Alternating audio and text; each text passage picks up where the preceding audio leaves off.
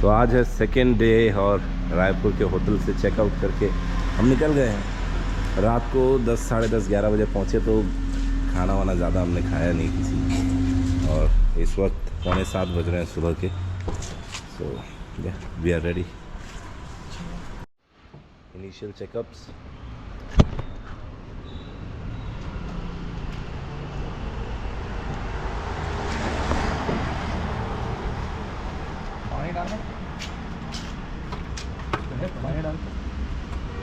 पानी डाल देंगे तो अच्छा लगता है। ये जो है डाल देते ना वाटर तो पानी है थोड़ा सा भी। दोस्तों एक नए दिन की शुरुआत हो चुकी है। ब्रेकफास्ट में पोहा है। जहाँ भी एमपी रहे हैं तो पोहा से शुरुआत किया जाए। अभी ब्रेकफास्ट करते हैं और आगे का रूट आपको बताते हैं कि कहाँ से हम कौन कौन से डेस्टिनेशन को कवर करते हुए हमारे डेस्टिनेशन पे पहुँचेंगे। बने रहिए वीडियो में। से पेट नहीं भरा तो यहाँ हमने देखा कि हमारे मनोज जैसा ही एक लड़का काम कर रहा है। छोटू, पैसा ठीक मिल रहा है? पैसा ठीक मिल रहा है ना?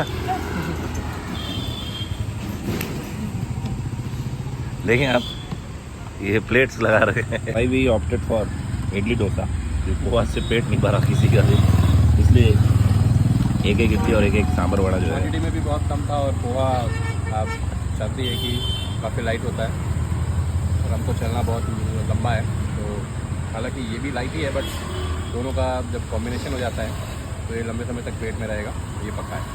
सो हम ये बिलासपुर हाईवे में एंटर किए हैं क्योंकि जो हमने रूट प्लान किया है वो बिलासपुर, अनूपपुर और अचानक मार होते हुए हम अपने डेस्टिनेशन पे पहुंचेंगे। जो एस्टिमेटेड अराइवल टाइम दिखा रहा है वो 8 घंटे 26 मिनट दिखा रहा है। तो इस वक्त 7:25 हुए हैं सुबह के, तो तकरीबन 3:30 से 4 के बीच में हम अपने डेस्टिनेशन पर होंगे।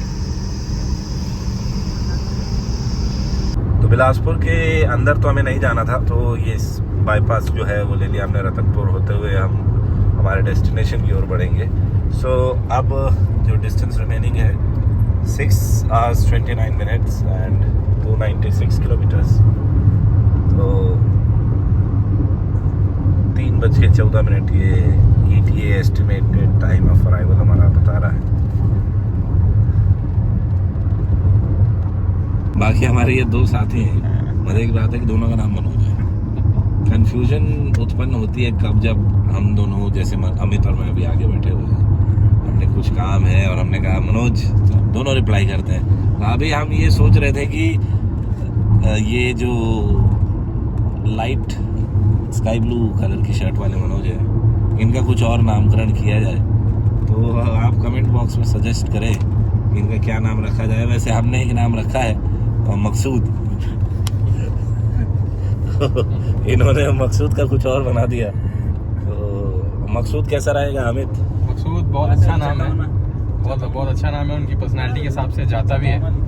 और इनका मकसूद आज का नाम नहीं है, काफ़ी पुराना नाम है। इनके इतिहास से भी ये नाम मैच करता है बिल्कुल।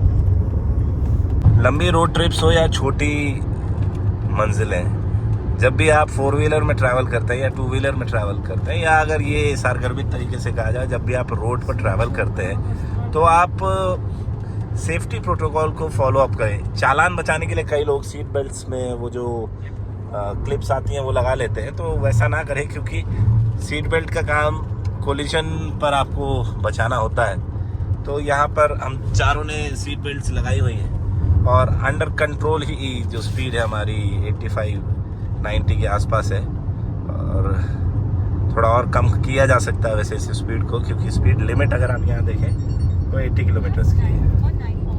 तो तकरीबन 1-1.25 घंटे की राइड के बाद ड्राइविंग पैनल में बदलाव।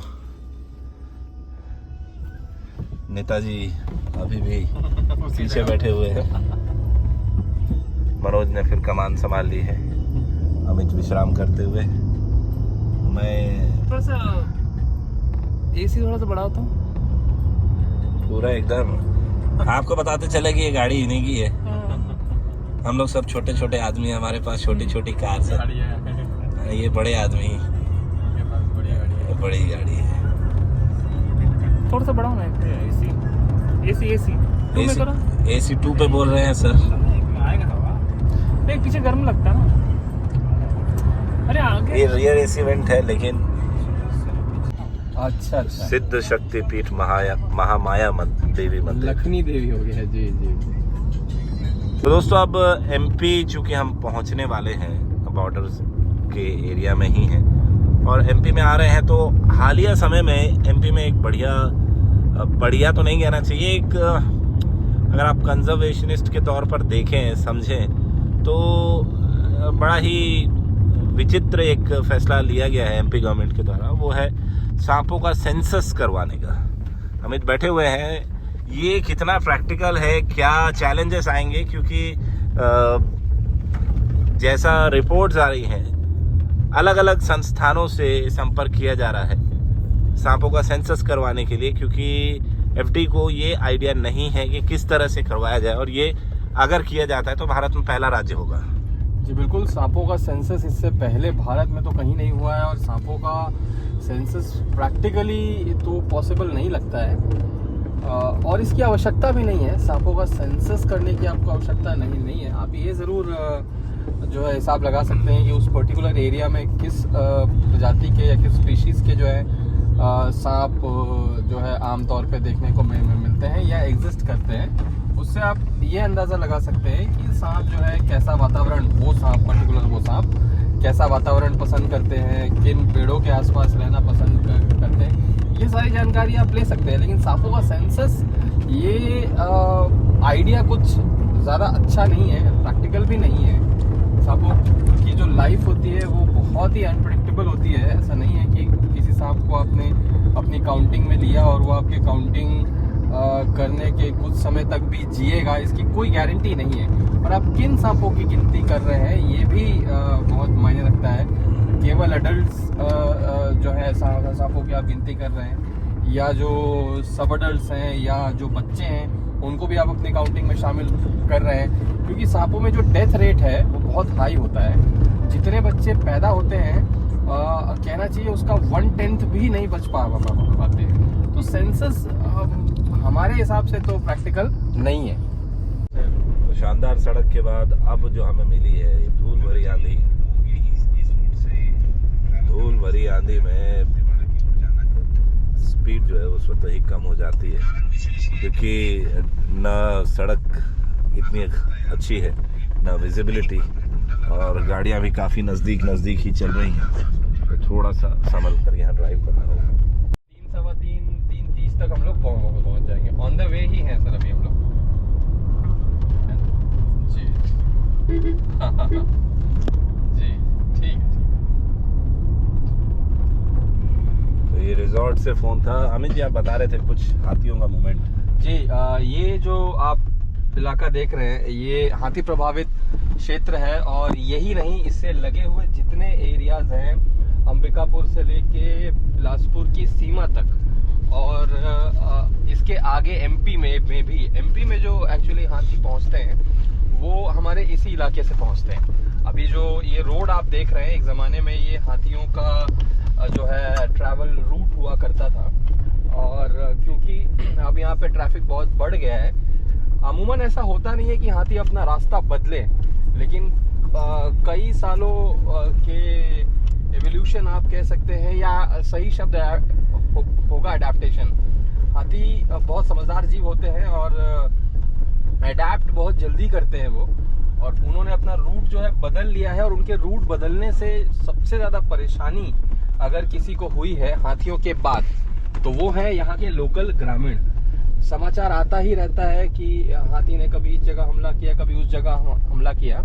डिपार्टमेंट और कई सारे लोग जो इस फील्ड में काम करते हैं वो इसका उपाय ढूंढने का प्रयास करते रहते हैं, लेकिन एक्चुअल में इसका उपाय यही है कि उनको उनका रास्ता दिया जाए, वरना अगर हम उनके रास्ते पे अपना रास्ता बनाते जाएंगे, अपना घर बनाते जाएंगे, तो एक्चुअल में इस समस्या का कोई उपाय है नहीं। आप यहाँ से देख सकते हैं कि पूरा इलाका जो है, यहाँ घर आपको थोड़े दूर जो है दिखेंगे।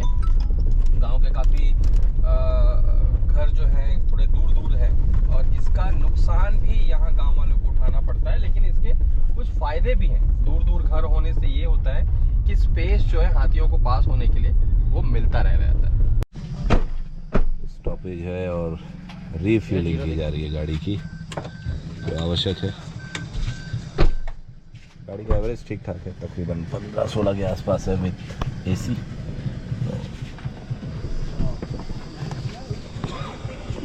ये हम पेट्रोल भरवाने के लिए यहाँ रुके हुए थे नंदलाल जी ईंधन में, और यहाँ एक बेहतरीन ऑफ़र चल रहा है जहाँ 10 लीटर फ्यूल भरवाने पे 1 साबुन, 20 लीटर पे 2 और 30 लीटर पे 3। तो हमने अभी भरवाया है तकरीबन 25 लीटर, और इसीलिए इस हिसाब से हमको 2.5 तो नहीं लेकिन 2 साबुन ज़रूर मिलेंगे। ये नहीं लगेगा टूथब्रश। और ये व्यक्ति जो सामने आपको दिख रहा है, इसने टूथब्रश नहीं लिया है। ये 2 साबुन हमें मिल गए। जो भी साबुन है धोने का काम तो आ ही जाएगा। धूल का गुबार। क्या दे रहा है जामुन? अब हमारे रिफ्यूलिंग का समय हुआ है, that means we need some water. नेताजी जा रहे हैं।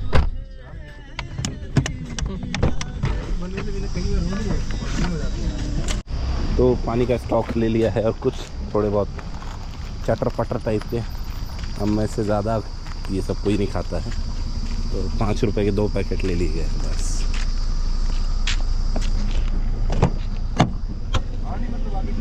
चार ही बॉटल था उसके पास गिन के, दैट टू चिल्ड वन। बढ़िया ये दिख रहा है। Still we are in Chhattisgarh border. यहाँ से निकलेंगे तो पता चलेगा कब पहुँचेंगे।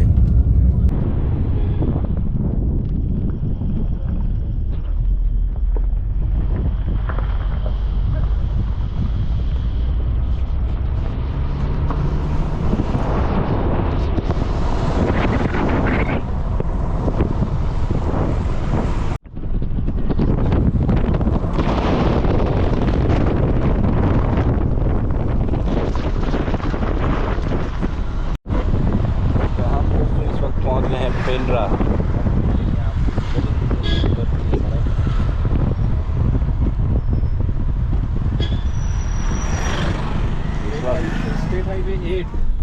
स्टेट हाईवे 8 है, जैसा अमित जी ने बताया। 11:20 हो रहे हैं अभी, और अभी भी तकरीबन 188 किलोमीटर्स बचा हुआ है। Estimated time of arrival 2:49 PM। थोड़ा सा टाइम कवर किया है यहाँ पर। तो दोस्तों अब मध्य प्रदेश में एंट्री हो गई है हमारी, छत्तीसगढ़ को अपने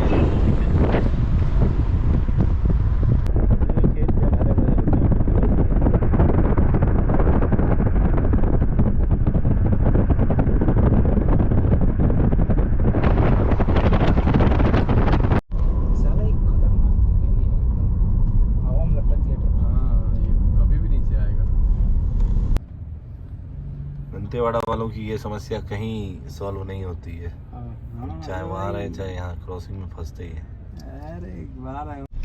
तो ये देसी ड्रिंक हम बना रहे हैं, देसी ड्रिंक दोनों यहाँ पे वो नहीं है जो आप समझ रहे हैं डेफिनेटली, कि हम नशाखोरी ना करते ना करने देते हैं।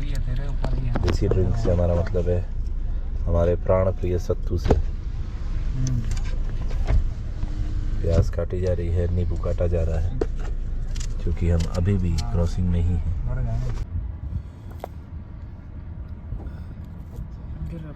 तो इधर रख बोल देना, मैं भी याद कर रहा था, ऐसे पूछ रहा था। अभी जो हम पी रहे हैं ये है चने और जौ का पाउडर, जिसको कहते हैं सत्तू। वैसे तो ये गांव का खाना है, और गांव के जो मोस्टली किसान वर्ग होता है वो घर से निकलने से पहले इसके अलग अलग प्रकार से इसको यूज़ करता है। बहुत गर्मी अगर है और प्यास लगी है तो ऐसा ड्रिंक बना के पिया जा सकता है। अगर भूख लगी है, इसी का एक बॉल बनाया जाता है नमक थोड़ा सा डाल के, प्याज और मिर्च डाल के। मैक्रोज और माइक्रोज का भंडार है ये। सारे पोषक तत्व इसमें आपको प्राप्त हो जाते हैं, प्रोटीन से लेके सारे माइक्रोज जिसमें आपको मिल जाते हैं। तो यहाँ से अब शहडोल की तरफ हमें मुड़ना है।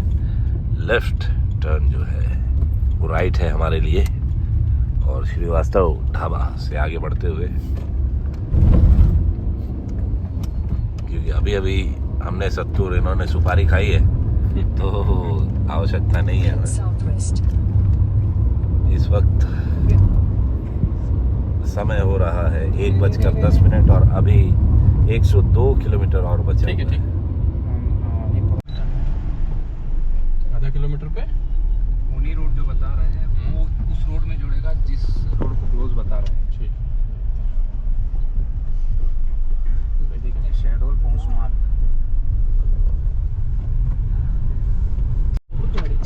तो दोस्तों ये जो आपको दिख रहा है लिखा हुआ बांधवगढ़, हम यहीं जा रहे हैं। तो एक मसला दिख रहा है यहाँ पे, ये रोड क्लोज्ड दिखा रहा है। अच्छा। और संभवतः ये इस गिरावट के कारण है जो आप यहाँ देख पा रहे हैं। Google Maps कभी-कभी गलत दिखाते हैं।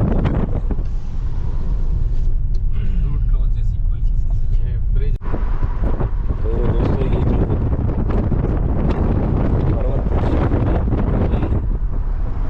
कंटिन्यूस यहाँ से पूरी यहाँ तक, ये क्या है? ये बांधवगढ़ के जंगल फैले हुए हैं और इसी के पीछे आप एक्चुअली कह सकते हैं कि बांधवगढ़ एग्जिस्ट करता है। नेचुरल बाउंड्री आप इसको कह सकते हैं बांधवगढ़ की, लेकिन नेचर की कोई बाउंड्री तो होती नहीं, इसीलिए जानवर कभी इस पार कभी उस पार आते जाते रहते हैं। इस बात को ध्यान में रखते हुए आप अगर आसपास देखेंगे तो ये काफ़ी खूबसूरत दृश्य आपको यहाँ दिखेगा जीवों के लिए। अगर ये जो समय हम जा रहे हैं, अगर ये समय दोपहर का ना हो के शाम का होता, रात का होता, तो संभवतः यहाँ कोई ना कोई वाइल्ड एनिमल्स जो है हमको दिख सकते थे। फाइनली बफर जोन में एंटर हो गए हैं हम लोग। एक चीज़ जो हमको अभी दिखी है, जो हम अभी जिस संबंध में बात भी कर रहे थे, कि बफर जोन होने के बाद भी यहाँ सरकार की तरफ से किसी प्रकार के बोर्ड्स नहीं लगे हुए हैं ये बताने के लिए। व्हीकल्स तो यहाँ से आते जाते रहते ही हैं, और ऑब्वियसली आप जंगल देख के ये अंदाज़ा लगा ही रहे होंगे कि एनिमल्स भी यहाँ पे पास होते होंगे। तो डेफिनेटली यहाँ पे कुछ बोर्ड्स लगने चाहिए, एक्सपेक्टेड तो था, लेकिन अभी तक तो दिखे नहीं। क्या कहना है आपका मनोज इस पे? जी, इस रास्ते पे बोर्ड ज़रूर होना चाहिए था। स्पीड को कंट्रोल करने के लिए बोर्ड्स होना चाहिए था। जो वाइल्ड एनिमल के जो मूवमेंट्स होते हैं उनसे रिलेटेड बोर्ड्स होने चाहिए थे। और हो सके तो बीच बीच में अगर चेक पोस्ट रहते फॉरेस्ट के, इतने बड़े एरिया में करीबन 10-12 किलोमीटर आ गए, एक चेक पोस्ट मिला था, तो ऐसे और होते तो लोग थोड़ा और संभल के चलते। बाकी अभी मालूम नहीं आगे क्या है। अरे ये बढ़िया जंगल दिख रहा है यार। ये जैसा दिख रहा है बीगड़।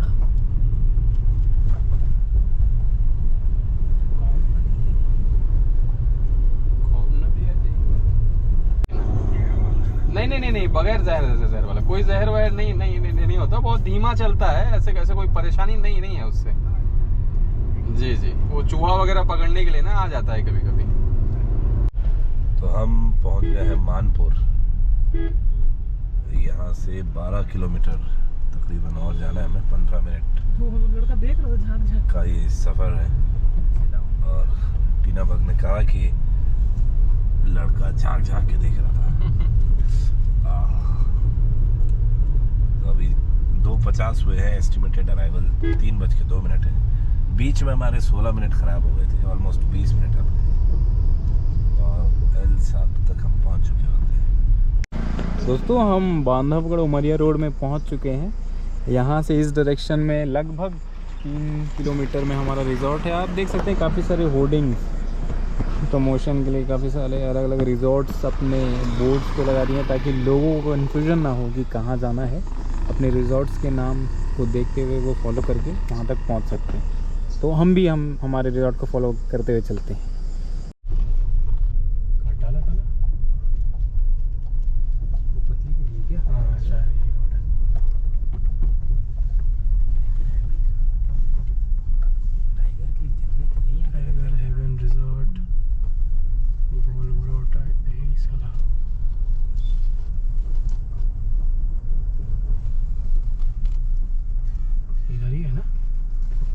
चल देखते हैं, नहीं होगा तो उल्टा आएंगे और क्या।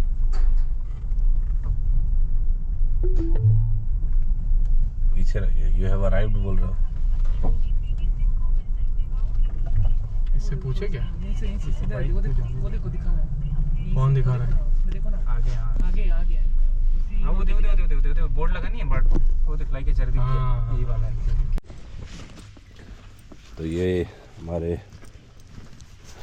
पड़ाव का पहला स्टॉपेज है, मेजर फ्लाई कैचर इन नाम से ये रिजॉर्ट है।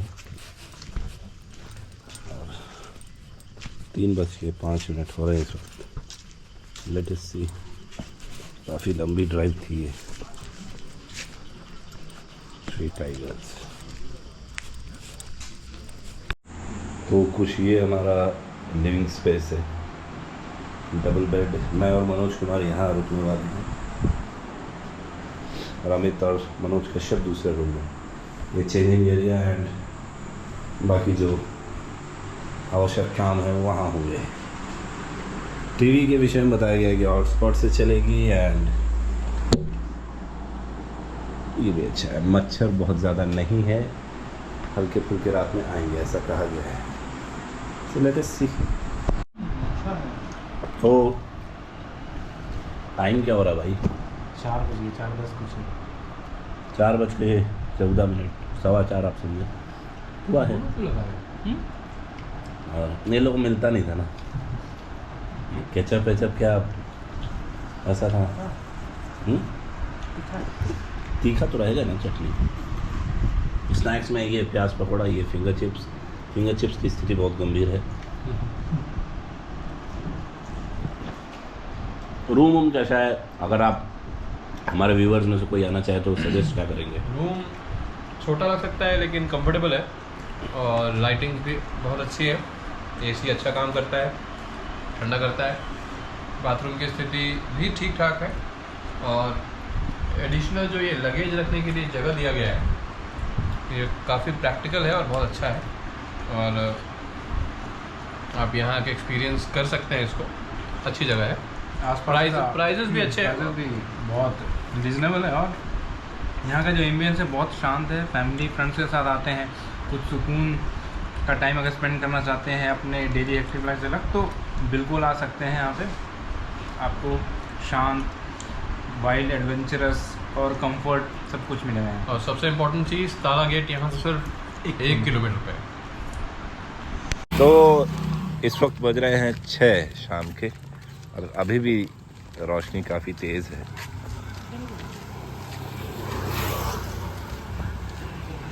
छः नहीं बजाए इन्होंने कहा, ठीक है 7 मिनट बचे हुए हैं।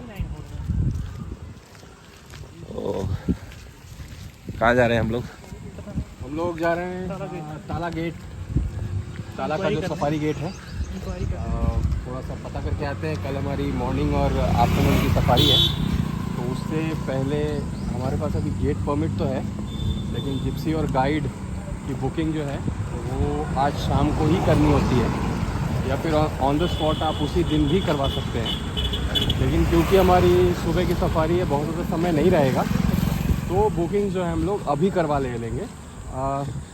ये मैं आपको बताता चलूँ कि गाइड्स के लिए यहाँ पे ऑप्शन है आपके पास। जिप्सी बुक कराने के बाद गाइड के 2 चॉइस होते हैं।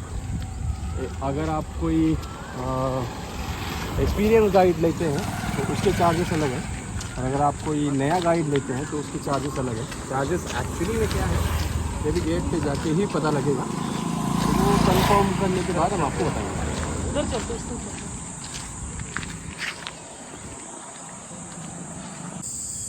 आज का दिन यहाँ पे समाप्त करते हुए ये आपको बताते हैं कि हमने परमिट ले लिया है। जिप्सी का हमारा जो पास है वो बन चुका है, और गाइड चार्जेस वगैरह सब कुछ इसमें इंक्लूड है। हमने इसमें जिप्सी को अपने रिजॉर्ट तक लेके आने के लिए 125 एक्स्ट्रा पे किया है। वो डिपेंड करता है कि आपका रिजॉर्ट यहाँ से कितनी दूरी पर है। और गाइड का जो चार्ज था वो 500 रुपीज़ था।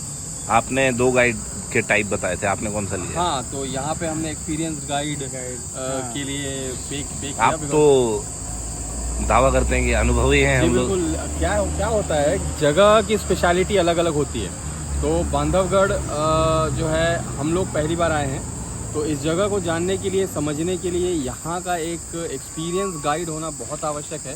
क्योंकि हम अल्टीमेटली तो जगह को ही समझने आए हैं और उसी से हम समझ पाएंगे कि एनिमल कंजर्वेशन यहाँ पे कैसे होता है। तो ये जानना बहुत ज़रूरी है और ये समझना भी ज़रूरी है, क्योंकि ये जो दावे ठोकते रहते हैं सोशल मीडिया पे कि हम फलाने एक्सपर्ट हैं, ये हैं वो हैं, तो ये कहीं ना कहीं आपने एक संदेश दिया है कि हर व्यक्ति कंप्लीट नॉलेजेबल नहीं हो सकता। बिल्कुल। और कंप्लीट नॉलेज जैसा कोई चीज़ होता भी नहीं है।